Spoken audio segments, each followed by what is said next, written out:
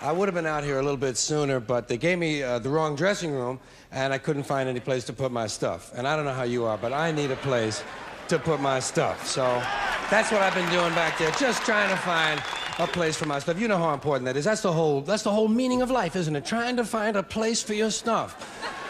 That's all your house is. Your house is just a place for your stuff. If you didn't have so much goddamn stuff, you wouldn't need a house. You could just walk around all the time. That's all your house is. It's a pile of stuff with a cover on it. You see that when you take off in an airplane and you look down and you see everybody's got a little pile of stuff. Everybody's got their own pile of stuff. And when you leave your stuff, you gotta lock it up. Wouldn't want somebody to come by and take some of your stuff. They always take the good stuff. They don't bother with that crap you're saving. Ain't nobody interested in your 4th grade arithmetic papers. They're looking for the good stuff.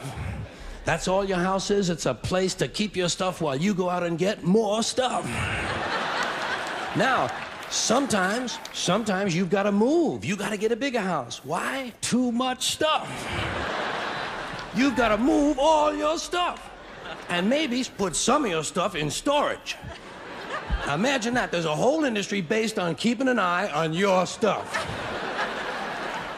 Enough about your stuff. Let's talk about other people's stuff. Did you ever notice when you go to somebody else's house, you never quite feel 100% at home? You know why? No room for your stuff. Somebody else's stuff is all over the place. And what awful stuff it is. Where did they get this stuff? And if you have to stay overnight at someone's house, you know, unexpectedly, and they give you a little room to sleep in that they don't use that often, someone died in it 11 years ago, and they haven't moved any of his stuff.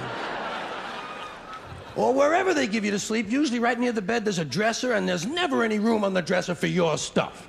Someone else's shit is on the dresser. Have you noticed that their stuff is shit and your shit is stuff? Get that off of there. Now, sometimes you go on vacation, you gotta bring some of your stuff with you. You can't bring all your stuff, just the stuff you really like. The stuff that fits you well that month. Let's say you're gonna go to Honolulu. You're gonna go all the way to Honolulu. You gotta take 2 big bags of stuff, plus your carry-on stuff, plus the stuff in your pockets. You get all the way to Honolulu and you get in your hotel room and you start to put away your stuff. That's the first thing you do in a hotel room is put away your stuff. I'll put some stuff in here, put some stuff down there. Here's another place for some stuff here. I'll put some stuff over there. You put your stuff over there. I'm putting my stuff over here. Here's another place for some stuff. Hey, we got more places than we've got stuff. We're gonna have to buy more stuff. Yeah.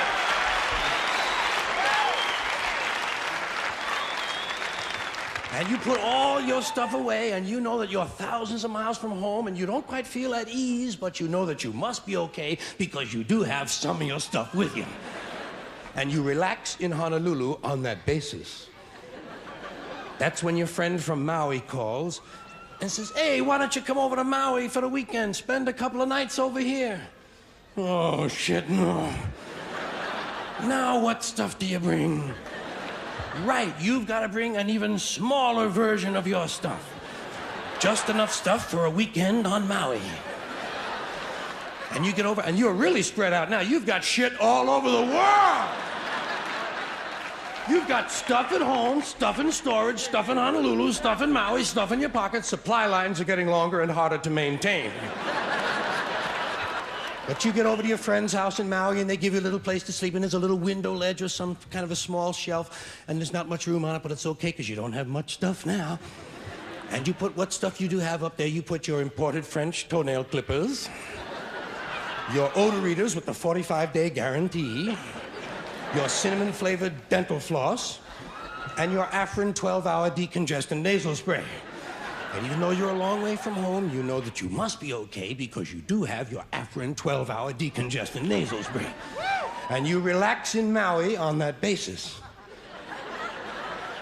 That's when your friend says, hey, I think tonight we'll go over the other side of the island and stay at my friend's house overnight. Oh, shit, no. No! What do you bring? Now you just bring the things you know you're gonna need. Money, keys, comb, wallet, lighter, hanky, pen, cigarettes, contraceptives, Vaseline, whips, chains, whistles, dildos, and a book.